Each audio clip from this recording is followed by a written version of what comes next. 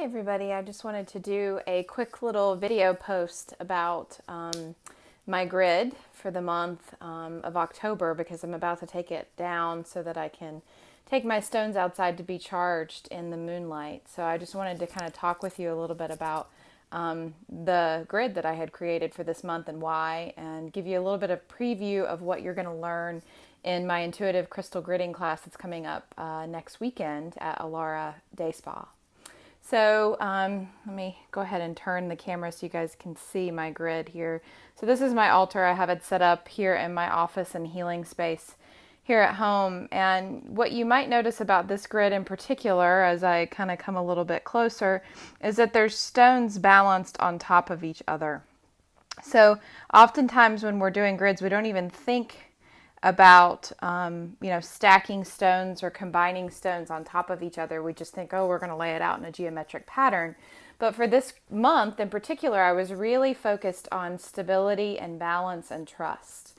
And so as I prepared my grid for the month that was going to live on my altar, I decided that it would be good to actually bring that into physical form and actually show and have the stones balanced on top of one another. And some of them balanced better than others, but I did try to balance at least 4 or 5 stones throughout the grid. And so that's one way that you can use grid work. I set an intention that I wanted to bring some stability and some balance into my life this month. There's been a lot of change for me. I've been in a lot of transition, and it really came in.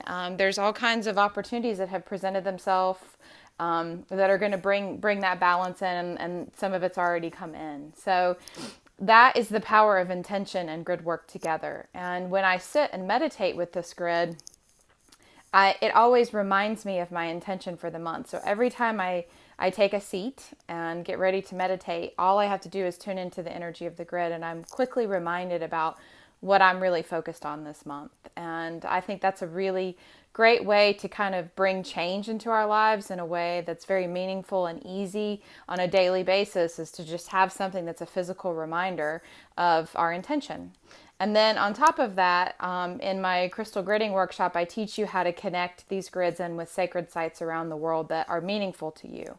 And what that basically does is just brings in so much power into this particular grid layout that you create. And it really does amplify. The first time I sat down and meditated with a grid like this, my experience, it changed my life forever. I got lost in meditation for an entire hour.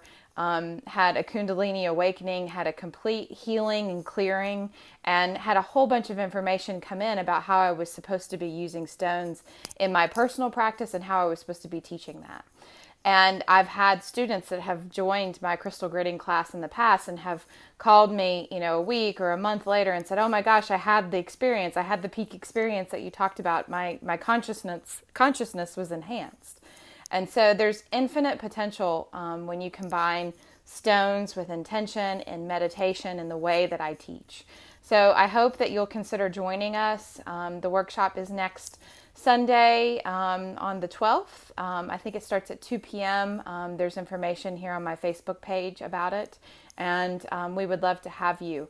So if you're interested in crystals and meditation and setting an intention, and you're in the Mooresville area or in Charlotte, we would really love to have you join us.